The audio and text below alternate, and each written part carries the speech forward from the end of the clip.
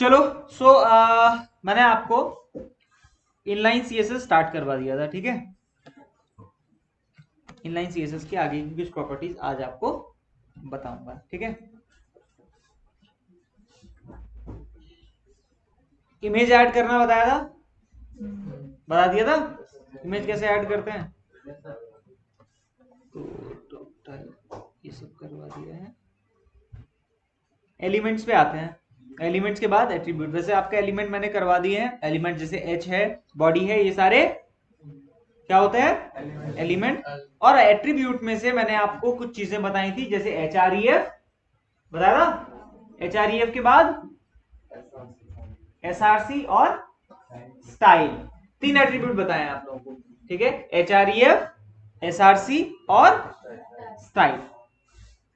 अब देखो एट्रीब्यूट थोड़ा सा समझ लो पहले होते क्या है, ठीक है। w3.css w3schools.com पे जाओगे तो आपको यहां पर एट्रीब्यूट्स में इसकी थ्योरी मिल जाएगी, ठीक है। यहां से आप देख सकते हो। HTML attributes provide additional information about HTML element। ये एडिशनल इंफॉर्मेशन प्रोवाइड करते हैं HTML के एलिमेंट्स के बारे में। All HTML elements can have attributes। सारे HTML के एलिमेंट्स में आप कोई ना कोई एट्रीब्यूट लगा सकते हो। जैसे स्टाइल, स्टाइल हर एक एलिमेंट में काम करता है, बॉडी हो, एच हो, ठीक है, पैराग्राफ हो, मतलब एंकर टैग हो, कहीं पे भी हो, आपका स्टाइल एट्रीब्यूट काम करता है।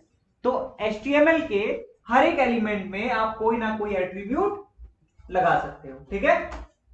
कितना समझ आया? एंकर के साथ हम कौन सा एट्रीब्यूट लगाते हैं? The anchor tag defines a hyperlink. Anchor क्या करता है? एक हाइपरलिंक डिफाइन करता है। और हाइपरलिंक को स्टोर करने का काम कौन करता है? कौन करता है?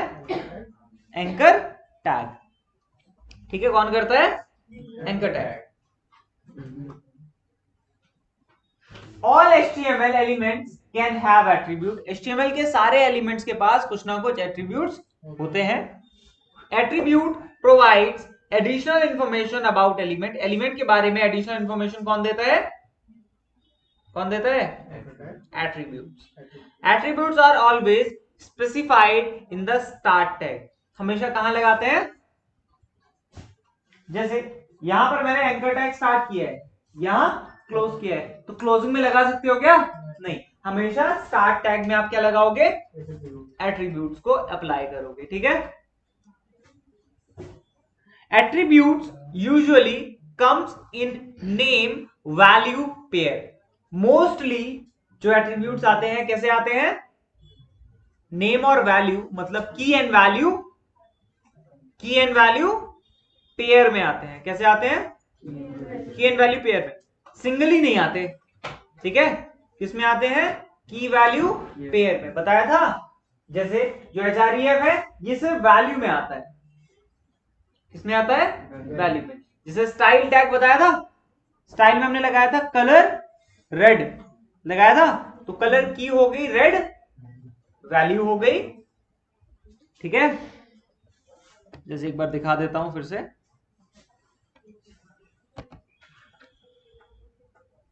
पैराग्राफ टैग पे लगा दूं स्टाइल, ये क्या हो गया? एट्रीब्यूट। एट्रीब्यूट रेड कलर्स में आते हैं, ठीक है। कैसे आते हैं एट्रीब्यूट? रेड कलर में। Style equals to double code COLOR colour colon red, red हो गया। तो ध्यान से देखो, स्टाइल क्या है आपका? स्टाइल क्या है? क्या है? एट्रीब्यूट। पी क्या है? Element tag. पी क्या है? एलिमेंट या टैग। एट्रीब्यूट क्या है? स्टाइल। स्टाइल की जो पैरामीटर्स है, ये पैरामीटर्स स्टाइल के क्या है? की और वैल्यू। की हमेशा फिक्स रहेगी, वैल्यूज चेंज होंगी। रेड की जगह ब्लू कर सकते हो, ग्रीन कर सकते हो, राइट, पिंक कर सकते हो, जो आप चाहो, ठीक है। की एंड वैल्यू पेयर्स में आपकी वैल्यूज आती हैं। जबकि HREF की जो वैल्यू है वो सिर्फ वैल्यू आती है, की नहीं है। की है क्या यहाँ पे? की और वैल्यू को सेपरेट कैसे करते हैं? दीपक कैसे करोगे? अरे की और वैल्यू को सेपरेट कैसे करोगे? कोलन से। ठीक है, ये की है, ये वैल्यू है, और सेपरेट कैसे कर रहे हो? कोलन से। ठीक है, समझ आया? चलो, यही मैं आपको बता रहा था अभी। इसके बाद हम बात करते हैं आगे एसआरसी एट्रीब्यूट की। तो एसआरसी हम यूज करते हैं किस चीज के लिए? इमेज के लिए। आईएमजी एलिमेंट है और एसआरसी एट्रीब्यूट है। ठीक है, अच्छा पहले एक चीज बताओ, कभी कुछ डाउनलोड करते टाइम एक एरर आया है 404? आता है? क्या होता है उसका मतलब? File not found. एरर 404 मतलब फाइल नॉट फाउंड। ठीक है, तो सपोज ये मेरा इंडेक्स पेज है। ठीक है, ठीक है, अगर मैं इसको ओपन करता हूं तो कुछ इस तरह से दिख रहा है। ठीक है, मतलब कुछ इमेजेस हैं जो फ्लोट कर रही हैं क्योंकि मैंने मार्क्यू टैग लगा दिया है। ठीक है, तो ये भी बताऊंगा ये कैसे करता है, बट मैं पहले नोटपैड ओपन कर लेता हूं और इनको हटा देता हूं, इसको हटा देता हूं। देखो मेरे डेस्कटॉप पे एक इमेज है। कहाँ है? डेस्कटॉप, यहाँ है ना, और यही मेरा इंडेक्स पेज है। तो क्या हमें लोकेशन पूरी देने की जरूरत है? नहीं, हम खाली नाम देंगे हमारी फाइल का और ओपन हो जाएगा। किसी फोल्डर के अंदर होता तो पूरी लोकेशन देना पड़ता। ठीक है, अभी एब्सोल्यूट और रिलेटिव यूआरएल पढ़ने को बोला था, पढ़ के आए हो? उसी में आंसर है, पढ़ के आए हो तो पूछना नहीं था। ठीक, पढ़ लेना, मिल जाएगा। तो हम बात कर रहे हैं एक पैराग्राफ टैग की, पहले सॉरी इमेज लगाना है। ठीक है, तो इमेज के लिए हम सबसे पहले एक एलिमेंट लगाते हैं। कौन सा? I M G. कौन सा एलिमेंट? आईएमजी एलिमेंट एक एट्रीब्यूट भी ऑक्यूपाई करता है। क्या है वो attribute? SRC।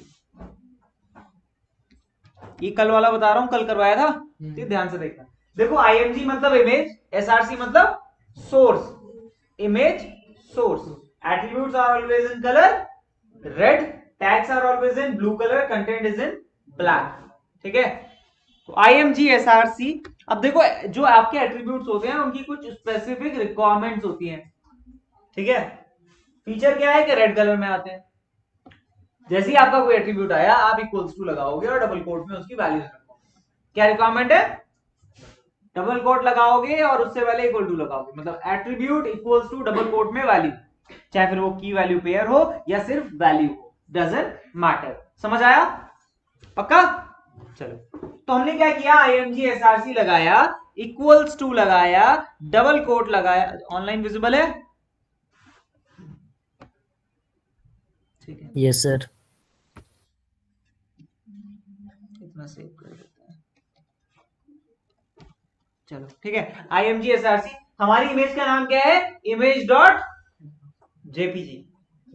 Image dot JPG, तो मैं यहां लिख देता हूं image dot JPG, double quote close और इमेज टैग क्लोज। अच्छा, इमेज टैग क्लोज नहीं होता, मतलब ब्रैकेट बंद किया है हमने, क्या हमने क्लोजिंग लगाई है?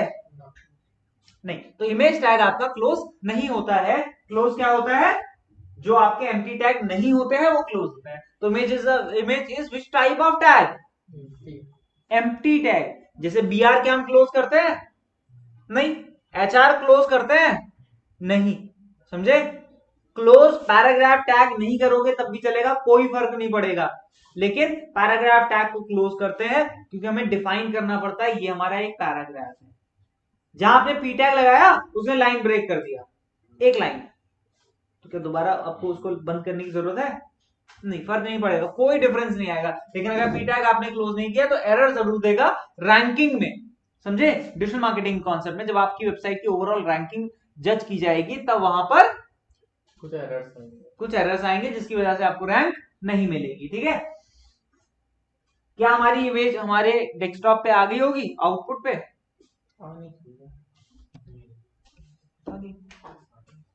इमेज तो थी ना, लोकेशन दे दी, आ गई। इमेज अच्छी लग रही है क्या? मतलब पूरे डिस्प्ले पे अजीब सी लग रही है, राइट?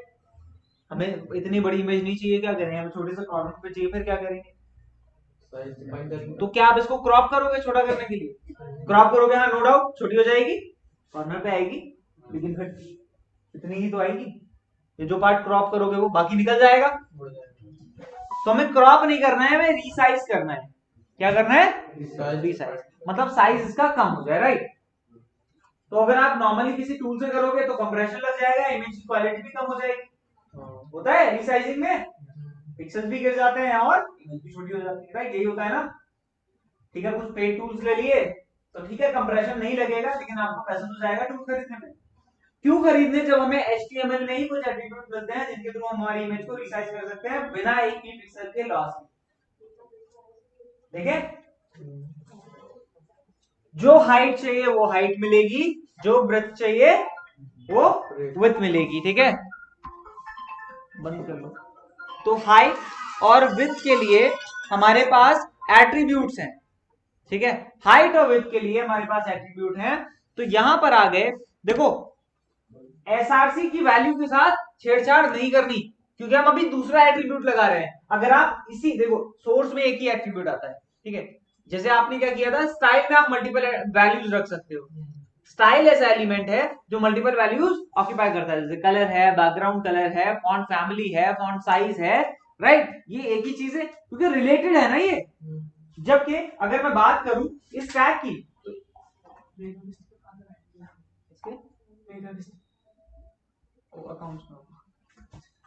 ठीक है, तो अगर आप SRC में दो वैल्यू दे दोगे तो कौन सी इमेज दिखाएगा? तो एक ही इमेज दिखाता है ना, तो दूसरी इमेज के लिए आपको दोबारा IMG SRC लगाना पड़ेगा।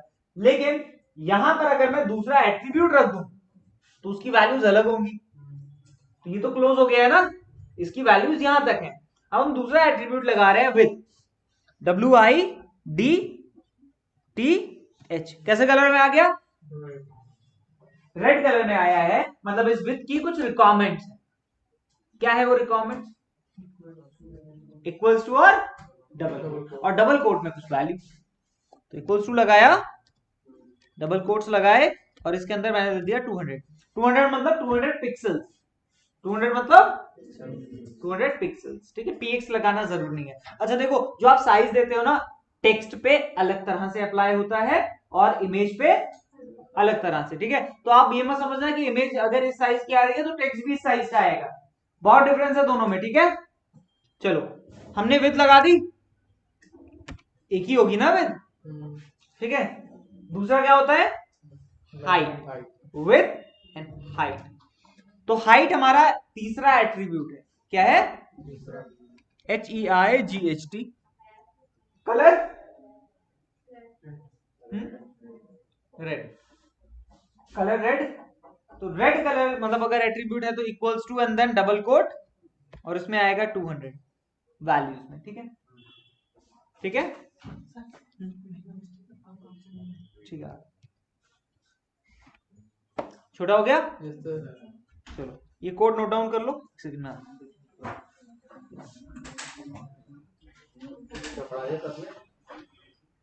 क्या करता है? मैंने तो छोड़ भी दीजिए, ऐसे इल्जाम मत लगा यार, अभी तो मैंने छोड़ भी नहीं है।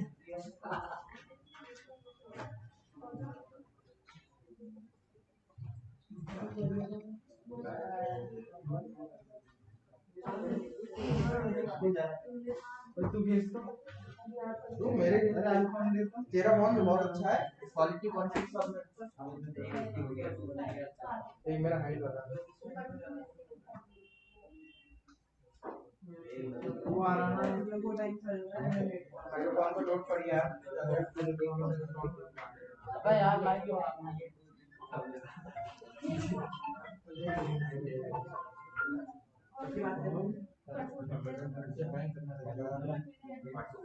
वायरस आ गया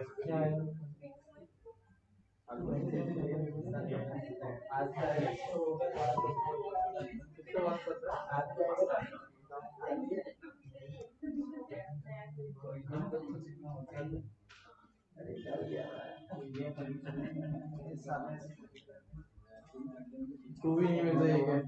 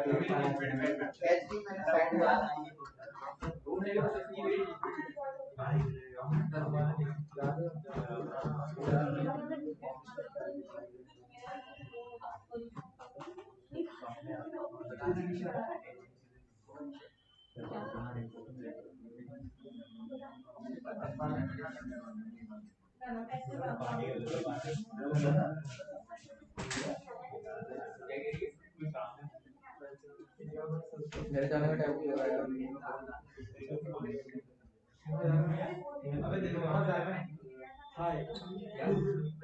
मैंने बोल दिया है एक महीने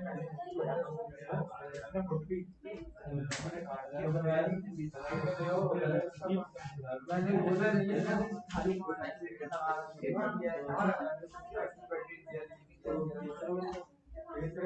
मैंने बोला पता नहीं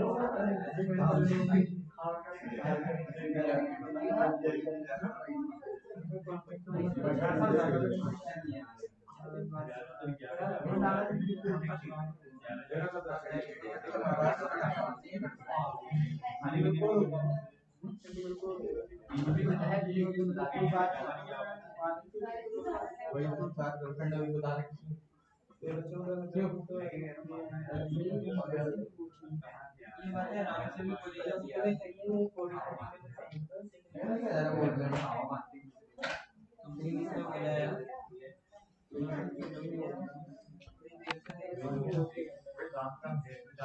मत देखो कौन करे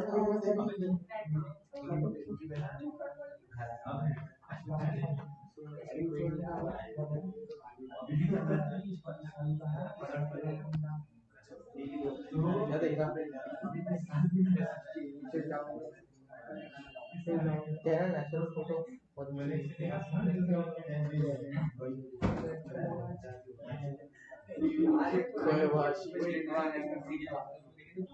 अच्छी फोटो कैसे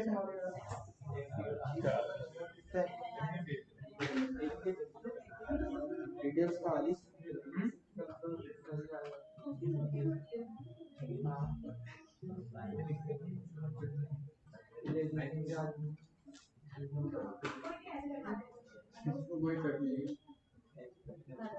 तो नहीं प्यार नहीं होती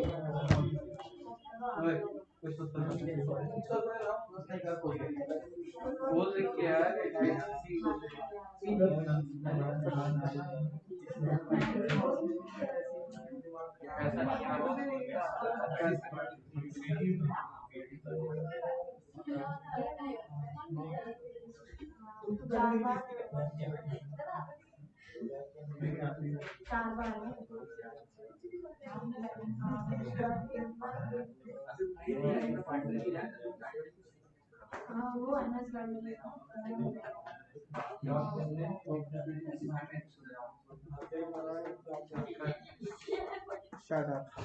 हो गया। चलो तो यहां पर हमने 3 एट्रीब्यूट लगाए अभी, कौन कौन से? एसआरसी, विड्थ और हाइट। अच्छा ये तीनों एट्रीब्यूट क्लियर है? अभी तक जो सामने बोर्ड पे लिखा है इसमें से कोई एक सिंगल वर्ड भी समझ में आया हो तो बताओ। आ गया? सुनिए, आईएमजी हमारा एलिमेंट है, हमने किस लिए यूज किया है? क्योंकि आईएमजी के साथ एसआरसी चलता है, हमें इमेज लगाना है हमारी आउटपुट, ठीक है, तो हमने आईएमजी लगा दिया। एसआरसी सोर्स, इमेज लिंक दोगे ना, इमेज लिंक दोगे ना तो वो लिंक का एड्रेस यहां आता है, ठीक है, ठीक है। इसके बाद हमने एक नया एट्रीब्यूट लगाया विड्थ को छोटा करने के लिए, दूसरा हाइट को छोटा करने के लिए। तो 200 बाई 200 मतलब स्क्वायर। अब देखो अगर आप इसको जूम आउट करोगे ना, देखो ना वही क्वालिटी है, वहां थोड़ा अलग दिख रहा है, यहां देखोगे तो प्रॉपर बढ़िया है, क्लियर। ठीक है। तो हाँ मतलब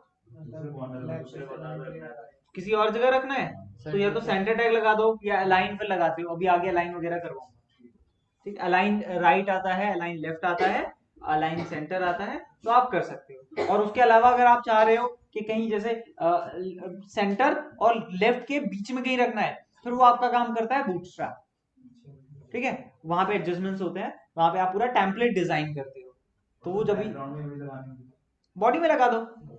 लो यही जो हमने यहाँ लगाया है ना, बॉडी में आप लगा दो, ठीक है। यहाँ पर इमेज लिंक दे दो, लगवा दूंगा आपको। स्टाइल के बाद, हाँ स्टाइल के बाद दे दो, पहले दो स्टाइल हटा दो, स्टाइल से पहले दे दो, बाद में दे दो। आप मल्टीपल एट्रीब्यूट यूज कर सकते हो ना। हाँ। अब देखो एक चीज ध्यान से देखना कि अगर सपोज हमारी इमेज वहां से डिलीट हो जाती है, या हमने नाम अलग दिया है, कुछ भी हो, कि हमारी इमेज आउटपुट में लोड ना हो पाए, तो यहाँ क्या आ रहा है, देखो एक यहाँ पर उस शेप का बॉक्स आ रहा है और यहाँ पर कुछ भी नहीं आ रहा है। आप क्या समझोगे इससे? आपका इंटरनेट नहीं चल रहा है या क्या हुआ है? फाइल मिसिंग है, तो कुछ लिख के भी आना चाहिए ना। तो हमें कुछ टेक्स्ट चाहिए जो हमारी इमेज लोड नहीं हो रही है तो आए, लोड हो रही है तो ना आए।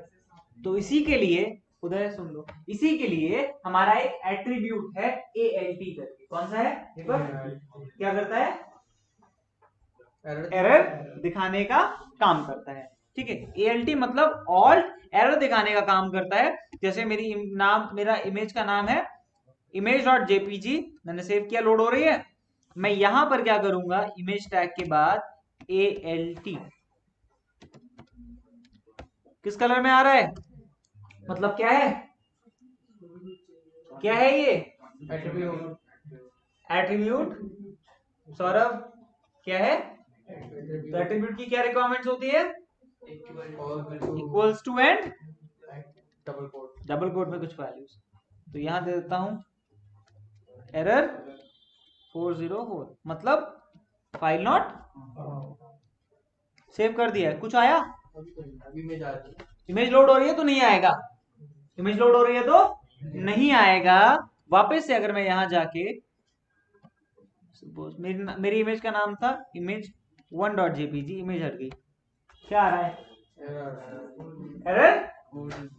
तो मतलब अगर आप इमेज डाउन होने पे कोई एरर दिखाना चाहते हो, अब ये एरर क्यों यूज करते हैं? ऑल्ट का काम क्या है? देखो सपोज मेरी वेबसाइट है, ठीक है, कोई भी एक वेबसाइट उदय की है, ये करता है अपनी वेबसाइट बहुत सारी इमेज पोस्ट करता है, ठीक है।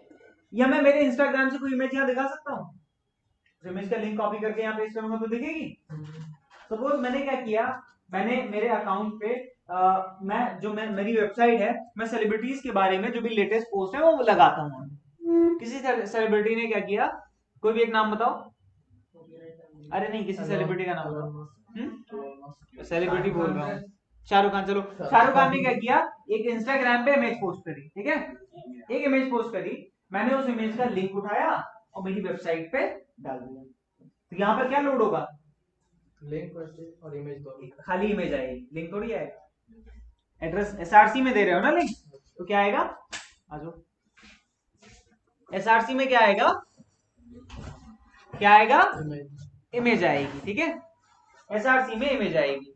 अब शाहरुख खान ने क्या किया, अपने इंस्टाग्राम से वो इमेज डिलीट कर दी। अब यहाँ क्या आएगा? मैंने तो दिया ही नहीं था, इमेज भी नहीं आएगी, एरर भी नहीं आएगा, बॉक्स आएगा। अब मुझे क्या पता कि मेरी वेबसाइट की लोडिंग खराब हो गई है, इमेज हट गई। मैं हर इमेज के लिए जाके चेक करूंगा क्या अकाउंट?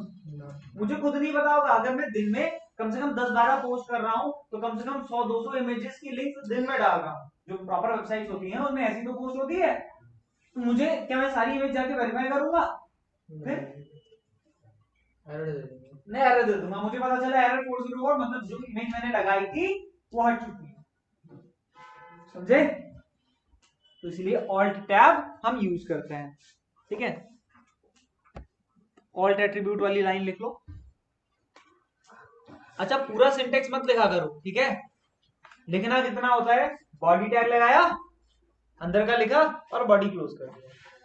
बाकी तो लिखवा चुका हूं, तो पूरा लिखते हो बार बार, पूरा मत लिखा करो, जहां पे बोलूंगे पूरा लिखना है वहां लिखो, ठीक है। खाली टाइम और पेज दोनों वेस्ट करोगे। अमन आप पूरा लिख लेना इसको, ठीक है। लिख लो एक सेंटेंस एक बार, आपने कहा था रिकॉर्डेड है मेरे पास, ले लेना। अभी वाला भी रिकॉर्ड हो रहा है।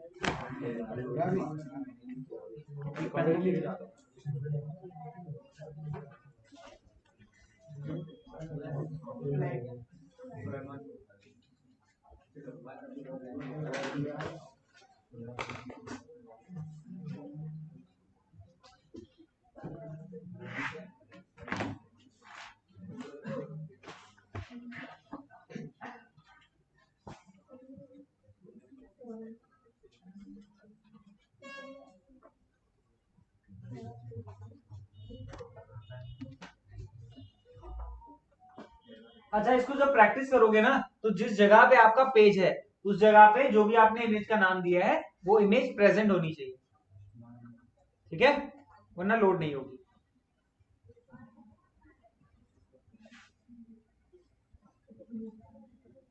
बैकग्राउंड में कैसे लगाते हैं इमेज बताऊंगा अभी। बैकग्राउंड में बहुत दिक्कत आती है, थोड़ा सीएसएस पढ़ लो पहले, उसके बाद बताऊंगा। बैकग्राउंड में आप लगाओगे ना, स्क्वायर स्क्वायर स्क्वायर शेप में बहुत ज्यादा रिपीट हो जाती है, वहां नो रिपीट प्रॉपर्टी लगानी पड़ती है, रिपीट नो रिपीट। तो वेट करो, इसीलिए अभी नहीं बता रहा हूँ। हाँ, इसीलिए नहीं बता रहा हूँ, कुछ प्रॉपर्टीज कर लो फिर बताऊंगा, क्योंकि कंफ्यूजन क्रिएट होगा, ठीक है।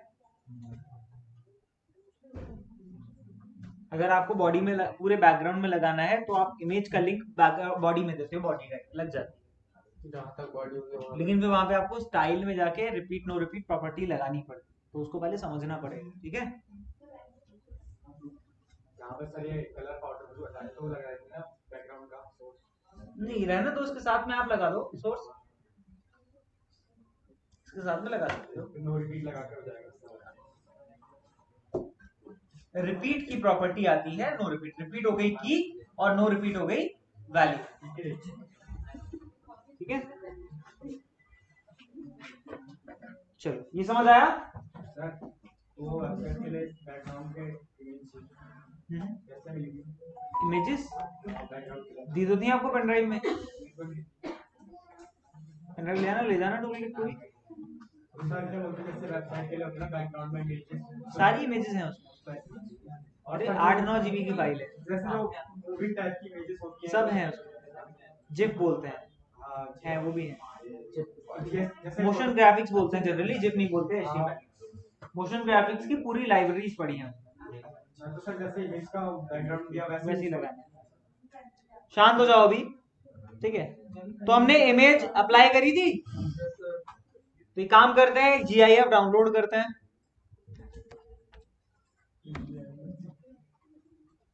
मोहित मैं अब टॉलरेट नहीं करूंगा बिल्कुल भी, 2 के बाद तीसरे आप हो जाओगे, समझे।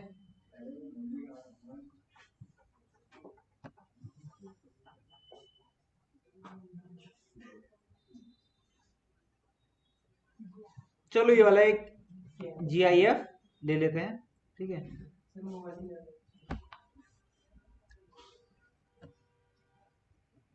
जहां इमेज रखा है यहाँ ये लिंक रख दो,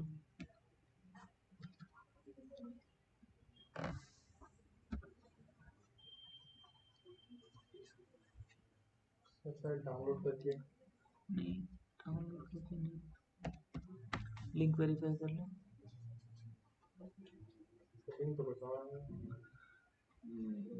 इसीलिए नहीं ओपन हुई, प्रॉपर लिंक नहीं था ना वो इमेज का।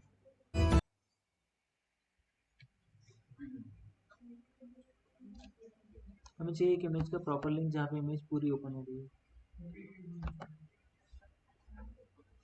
कॉपी इमेज एड्रेस, हाँ ये है, ठीक है। तो जहां आप सोर्स लगा रहे थे इस सोर्स की जगह पे आप सिर्फ ये लिंक रख दो।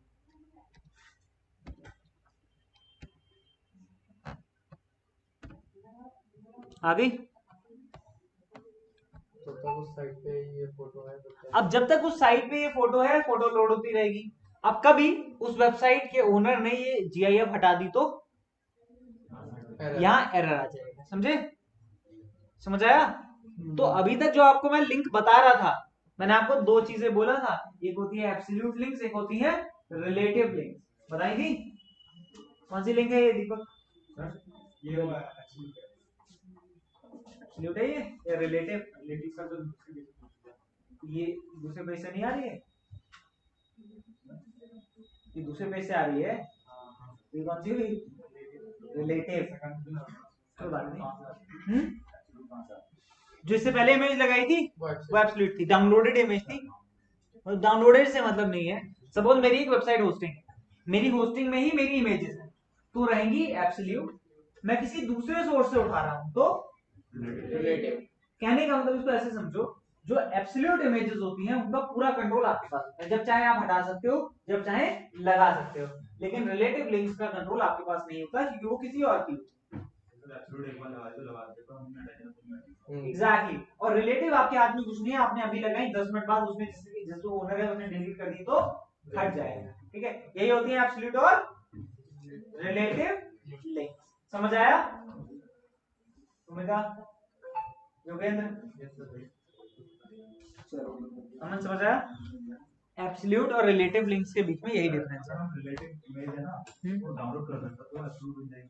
हाँ बिल्कुल, तब एब्सोल्यूट बन जाएगी, लेकिन वहां पे कॉपीराइट के इश्यूज आएंगे। देखो एक चीज समझो, आप क्या हम लोग क्या सोचते हैं? हम सोचते हैं हाई क्वालिटी इमेज डाउनलोड करी हमने और हमारी वेबसाइट पे लगा देंगे, बहुत बढ़िया। ठीक है, गूगल को सब पता है, जो डाउनलोड कर रहे हो वो भी गूगल से, राइट? गूगल के पास सारा डेटा ऑलरेडी है उस इमेज के बारे में। ठीक है, तो जैसे मैंने ये डाउनलोड करके लगाई है, मेरे साथ साथ कितने लोगों ने ये इमेज लगाई होगी? लगाई होगी इंटरनेट में, कितनी वेबसाइट्स पे अवेलेबल होगी? बहुत। कितने लोग यूज कर रहे होंगे?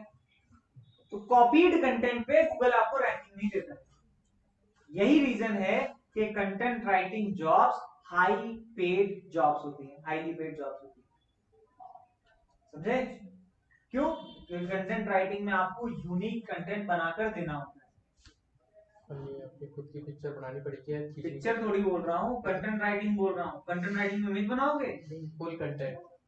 कंटेंट इमेज अलग होता है, कंटेंट टेक्स्ट की बात कर रहा हूँ, वेबसाइट पे डेटा लिखा होता है।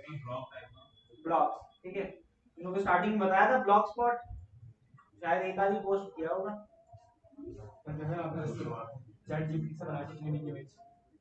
चैट जीपीटी एक्चुअली अच्छा ऑप्शन है आपको, लाइक एसईओ जॉब्स में बहुत इंपॉर्टेंट रोल प्ले करेगा, क्योंकि जो काम कंटेंट राइटर लिख के करता था वो काम चैट जीपीटी बहुत आसानी से कर सकता है। कोड भी लिख रहा हो।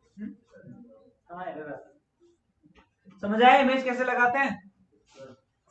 तो क्या कोई YouTube वीडियो भी लगा सकता है? उसके लिंक आएगी। एक काम करते हैं, YouTube वीडियोस हम दो तरह से लगाते हैं। ठीक है, एक कि आप लिंक पे क्लिक करो तब YouTube पे जाके खुले, और दूसरा, चलो पहले एक दिखाता हूँ उसके बाद दूसरे पे बात करेंगे। ठीक है, तो मैं काम करता हूँ, यहाँ पर YouTube ओपन कर लेता हूँ, मैं YouTube से एक वीडियो ले लेता हूँ।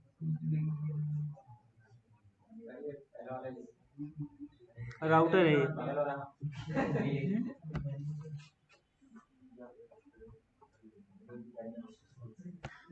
चलो मैं ऑप्टिक फाइबर केबल के बारे में ले लेता हूँ। ठीक है, OFC की वर्किंग कैसे होती है, ऑप्टिक फाइबर केबल जिससे आपको फाइबर के थ्रू नेट दिया जाता है। Money doesn't grow on trees. ये लिंक है ना? It grows with Amazon. Join today with a small investment of. हम यहाँ आ जाते हैं, इमेज लगी रहने देते हैं। ठीक है, और नीचे आगे तो हम लिंक लगाने के लिए, हाइपर टेक्स्ट क्रिएट करने के लिए कौन सा एलिमेंट यूज करते हैं? Anchor tag. एंकर टैग के साथ एक एट्रीब्यूट भी आता है, href एट्रीब्यूट है, तो क्या आएगा इसके बाद? Equals to and then double quote, then link, then double quote close, tag close, and then video link and then anchor tag close. तो आपको दिखेगा क्या आउटपुट में? Video link. वीडियो लिंक, और आप उस पर क्लिक करोगे तो ये तो बराबर आ रहा है, मैं नीचे चाहिए तो क्या करेंगे? यहां लगा दो BR टैग। ठीक ठीक है, नीचे आ गया। साइज छोटा है वीडियो लिंक जो दिख रहा है, तो टेक्स्ट का साइज बढ़ाने के लिए यहां पर स्टाइल इक्वल्स टू फॉन्ट, अरे size, font size colon 50 px। ठीक है, हो गया। मतलब आप लिंक के साथ भी अप्लाई कर सकते हो स्टाइल को। आ रहा है लिंक? अगर हम इस पर क्लिक करेंगे तो कहां जाएंगे? Fibre optical cable. Optical fibre एक तेज, निरंतर और स्थिर इंटरनेट कनेक्शन प्रदान करता है जो बहुत सारे चीज समझेंगे, बहुत ध्यान से देखना। अभी आपको दो कॉन्सेप्ट बताऊंगा डिजिटल मार्केटिंग, ठीक है? हमारा डिजिटल मार्केटिंग भी अब स्टार्ट हो रहा है, ठीक है? कुछ कुछ कॉन्सेप्ट हम करते चलेंगे। देखो, रैंकिंग के लिए गूगल आपको कुछ पैरामीटर्स पे जज करता है। क्या है वो पैरामीटर्स? Content original. आप जैसे अगर मैं इस पेज पे आया, यहां क्या मिला? Video link. Video link. ये है डू फॉलो लिंक। क्या है? मेरे पेज की आधी रैंकिंग इस लिंक पे भेज दी गई। मैंने मेहनत करके वेबजूस इकट्ठा किया और आधा कोई और ले गया। समझे? तो मेरी वेबसाइट टॉप पे जा रही थी और कुछ ऐसे। ठीक है, पहली चीज आपको अपनी वेबसाइट में दूसरी लिंक्स देनी नहीं है, और दोगे तो नो फॉलो लिंक्स दो। वो कैसे बनाते हैं बताऊंगा अभी, ठीक है? दूसरी चीज इसके अलावा, आप आए मेरे वेब पेज पे, आप आए मेरे वेब पेज पे, आपने वीडियो लिंक पे क्लिक किया, आप कहां पहुंच गए? तो आधी रैंकिंग यूट्यूब पे पहुंच गई मेरी वेबसाइट की। दूसरी चीज, गूगल जज क्या करेगा? गूगल को ये नहीं पता आपने वीडियो देखने के लिए वहां गए हो। गूगल देखेगा आप मेरी वेबसाइट पे आए थे, अब आप किस पे गए हो? यूट्यूब पे। मतलब जो आपको चाहिए था वो आपको मेरे पेज पे नहीं मिला, वो मिला है गूगल पे। तो नेक्स्ट टाइम जो चीज सर्च की गई थी वो सर्च किया जाएगा, तो मेरी वेबसाइट नहीं आएगी, गूगल की वेबसाइट आएगी। समझे? इस तरह से लिंक्स देना अच्छा है क्या? इसके अलावा सपोज आपको वीडियो देखनी थी, आप मेरे वेबसाइट पे आए, ठीक है? आप इस वेबसाइट पे आके आपने यहां से कट किया तो ठीक, आपने बैक किया तो गलत। क्यों? आप जब कुछ सर्च करते हो, कुछ ब्लॉग वगैरह, सपोज आपने लिखा आर्टिकल ऑन एआई पे एक आप आर्टिकल लिख रहे थे, आपने गूगल पे लिखा आर्टिकल ऑन एआई, ठीक है? करके दिखाता हूं, ठीक है? हमने लिखा आर्टिकल ऑन एआई और सर्च किया, बहुत सारी वेबसाइट्स आई, हमने पहली वाली वेबसाइट पे क्लिक किया, जो आपको चाहिए था वो यहां मिल गया तो कट करोगे, और नहीं मिला तो बैक करके डाउन जाओगे और दूसरी वेबसाइट पे जाओगे। समझे? यहां। और जो अभी हमने किया, ये करने पे जो पहली वाली वेबसाइट हमने विजिट करी थी उसकी रैंकिंग हमने कम कर दी। तो ये लाइक ब्लैक हेड टेक्निक्स भी हैं आपकी राइवल वेबसाइट्स की रैंकिंग को कम करने का। कि आपको सपोज आपको बास्केटबॉल कीवर्ड पे अपनी वेबसाइट रैंक करानी है, आप सर्च कर रहे हो, दूसरी वेबसाइट आ रही है, उन पे क्लिक करो, बैक करके नीचे वाली वेबसाइट पे जाओ, ये बैक करके अपनी वेबसाइट पे जाओ, अगर रैंक पे आ रही है तो आपकी वेबसाइट प्रमोट होगी, वो वाली डिमोट होगी। ऐसे किया जाता है। दूसरी चीज, अब हमने जो अभी किया था इसमें हमारी वेबसाइट की रैंकिंग कम हुई, तो क्यों ना हम कुछ ऐसा करें कि कभी भी अगर कोई किसी वीडियो पे क्लिक करता है या हमारे पेज पे आता है तो बैक ना कर पाए, टैब क्लोज करे। कर सकते हो ऐसा? या फिर अगर वो बैक करता भी है तो उस पेज पे कोई दूसरी वेबसाइट ना खोले, उस केस में आपकी रैंकिंग कम नहीं होगी। ठीक है? समझे? तो देखिए कैसे करेंगे हम। मतलब कहने का मतलब ये है कि जब कोई यहां लिंक पे क्लिक करेगा ना, तो यहीं पे ना खुले, Are you still using Excel? वो खुले एक नए टैब में। देखा है कुछ वेबसाइट्स खुलती हैं, देखा है? तो उसके लिए आप एक एट्रीब्यूट और ऐड कर देते हो उस लिंक पे। यहां लगा देता हूं, ठीक है? उस एट्रीब्यूट का नाम है टारगेट। क्या है? तो रेड कलर में आया, equals to underscore blank, target equals to underscore blank. Save कर दिया, रिफ्रेश किया। अब अगर आप वीडियो लिंक पे क्लिक करोगे नए पेज पे खुलेगा। Fibre optical cable. Optical fibre एक तेज, निरंतर और रैंकिंग बचा ली, रैंकिंग बचा ली। This is the concept of digital marketing, समझे? तो आपको बैक कहां से करोगे, बैक ऑप्शन ही नहीं है, समझे? तो आपका जो टारगेट अंडरस्कोर ब्लैंक है उसको वेबजूस के केस में लाइक सर्वाइवल माना जाता है, ठीक है? क्यों? क्योंकि आपकी रैंक बचा लेता है। अभी तक हम क्या कर रहे थे? अभी तक हम इस लिंक पे क्लिक कर रहे थे, कुछ भी करो आपने, ठीक है? वहां से निगेटिव रैंकिंग बचा ली, निगेटिव ही तो बचाई है, इमोशन बचाया है ना। आपने लिंक लगाई है, आधी रैंकिंग तो कहीं और दे चुके हो ऑलरेडी, अब ये कैसे बचाओगे? यहाँ दूसरा कॉन्सेप्ट आता है डिजिटल मार्केटिंग। पहला वाला समझ आया? किसको नहीं आया बताओ? नहीं आया? अरे अगर आप एक जगह पे, सपोज आप, मैं बाहर खड़ा हुआ हूँ मार्केट में, ठीक है? आप एक शॉप पे गए, कुछ परचेज करना था, पहले वाले पे जाके आपने पूछा, मुझे नहीं पता आपको क्या परचेज करना है, ठीक है ना, मुझे जानना है। आप पहले इसकी शॉप पे गए, आप अंदर गए और 10 सेकंड में बाहर आ गए, इसकी शॉप पे गए 10 सेकंड में बाहर आ गए, उसकी शॉप पे गए 10 सेकंड में बाहर आ गए, ठीक है? लेकिन लास्ट में जब उसकी शॉप पे गए तो आपने सामान लिया और फिर बाहर आए, तो मैंने सामान देख लिया, क्या लिया? सपोज आपने कोई ड्राई फ्रूट्स परचेज किए, और मुझे क्या, मैंने ऑब्जर्व क्या किया, आपको ड्राई फ्रूट्स लेने थे, आपको इसकी शॉप पे नहीं मिले, इसकी शॉप पे नहीं मिले, इसकी शॉप पे नहीं मिले, उसकी शॉप पे मिले। तो नेक्स्ट टाइम मेरे से कोई आके पूछेगा कि ड्राई फ्रूट्स कहाँ मिलेंगे, मैं क्या बोलूंगा? इसके यहाँ जाओ, इसके यहाँ जाओ, ठीक? समझे? यही कॉन्सेप्ट तो बता रहा हूँ।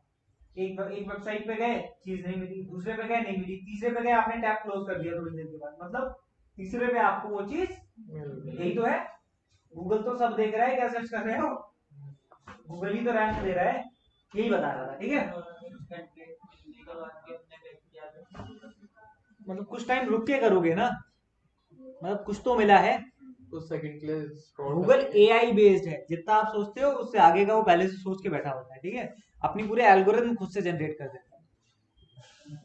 दूसरा कॉन्सेप्ट देखें, दूसरा कॉन्सेप्ट है, देखो अब एक चीज और समझो, दूसरे कॉन्सेप्ट से पहले एक चीज और समझो कि जब आप किसी वेबसाइट पे जाते हो, जितनी देर रुकोगे, अगर उस वेबसाइट में ऐड लगाए हुए हैं उतना पैसा उसको मिलेगा, पहली चीज, ठीक है? तो यहां से होती है अर्निंग, क्या होती है? दूसरी चीज क्या है यहाँ पे, आप एक वेबसाइट पे गए और आप 10 मिनट रुके, मतलब आपको वो वेबसाइट पसंद आई, मतलब आगे जब यूजर्स आएंगे सर्च करने तो उनको वेबसाइट मिलेगी, क्यों? क्योंकि स्कोर बढ़ेगा, रन टाइम उस वेबसाइट का रन टाइम बढ़ेगा, ट्रैफिक बढ़ेगा, राइट? हमने क्या किया, हमने हमारी वेबसाइट पे इस तरह से वीडियोस की लिंक डाल दी यूट्यूब की, लोग आए यहां से यूट्यूब पे जा रहे हैं, फिर आए फिर यूट्यूब पे, गूगल क्या बोलेगा, हम यहाँ भेजेंगे क्यों टाइम बर्बाद करने के लिए, हम सीधे यूट्यूब भेजेंगे, ठीक? तो अगर आप इस तरह से वेबसाइट जनरेट करोगे तो आपकी रैंकिंग बढ़ेगी क्या? बिल्कुल नहीं। फिर क्या करना चाहिए, क्यों ना हम कुछ ऐसा करें कि हमारे YouTube की वीडियो प्ले ही यही हो, फिर लोग कहीं जाएंगे नहीं। कोई अगर आएगा 10 मिनट की वीडियो देखने, 10 मिनट आपकी वेबसाइट पे है, तो वेबसाइट में क्या प्ले हो रहा है उसको गूगल से थोड़ी मतलब है। अरे वीडियो शेयरिंग यूट्यूब मना थोड़ी करता है, उसका वॉच टाइम तो गूगल के पास जा रहा है, मतलब यूट्यूब के पास जा रहा है। लेकिन अब वहां दो चीजें हैं, देखो सिम्बायोटिक रिलेशनशिप पता है, जैसे फंगी और एल्गी की सिम्बायोटिक रिलेशनशिप होती है, पता है? जैसे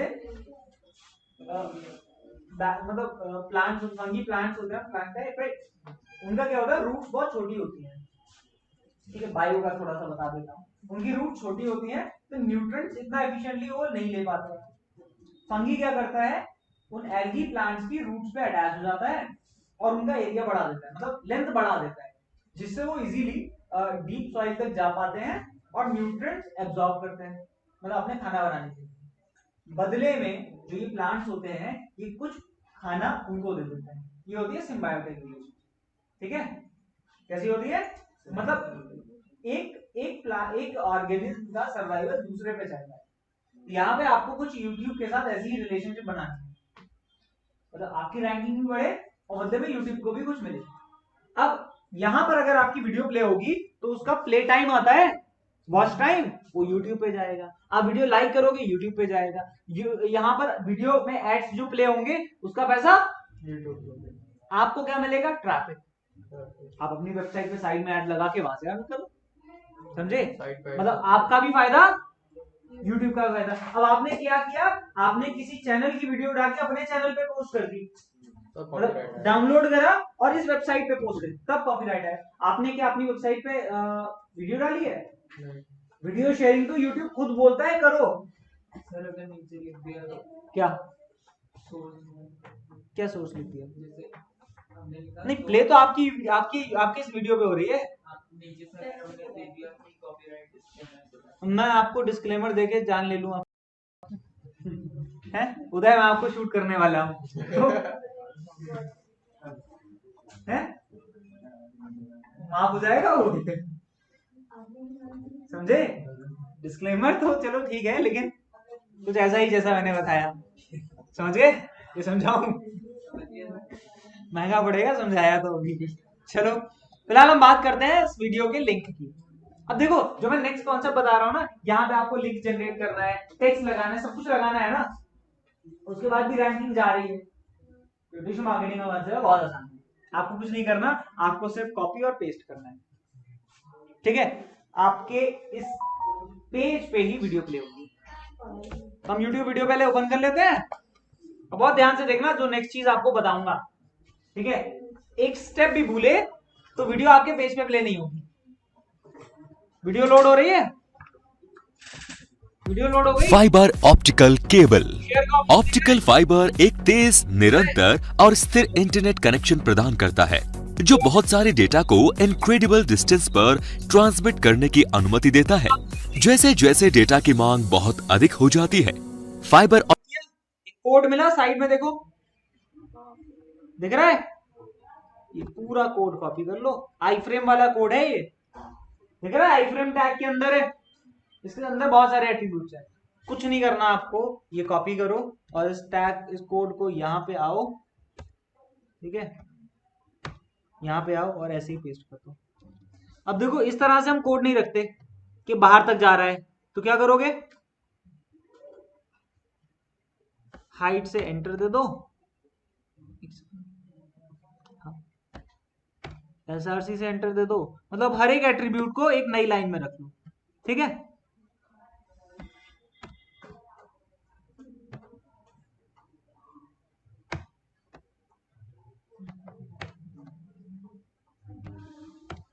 ठीक है, सेव कर दो और यहां आके इसको करते हैं कट। आ गई वीडियो, आ गई? देखा है वेबसाइट्स में इस तरह से वीडियोस? अब आपको कुछ भी नहीं करना, यहाँ प्ले करो। Fibre optical cable. Optical fibre एक तेज, निरंतर और स्थिर इंटरनेट कनेक्शन प्रदान करता है जो बहुत सारे डेटा को इनक्रेडिबल डिस्टेंस पर ट्रांसमिट करने की अनुमति देता है।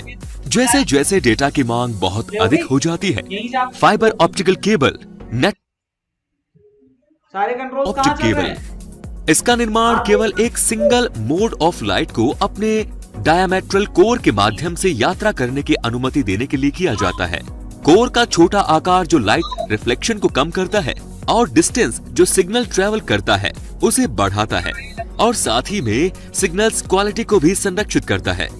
बिजनेसेस जिनको बड़ी बैंडविड्थ की जरूरत होती है या जो लंबी दूरी तक संचार करते हैं, वे single mode fibre internet connection को फेवर करते हैं। सिंगल मोड फाइबर में 9 माइक्रोन्स का एक छोटा कोर डायमीटर होता है, 8.3 माइक्रोन्स और केवल एक सिंगल वेवलेंथ और प्रकाश की यात्रा के लिए मार्ग की अनुमति देता है।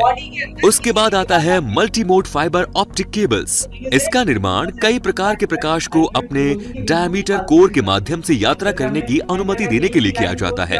कोर का बड़ा आकार लाइट रिफ्लेक्शन को बढ़ाता है, जिससे रिड्यूस सिग्नल रिफ्लेक्शन की कीमत अधिक डेटा को यात्रा करने की अनुमति मिलती है।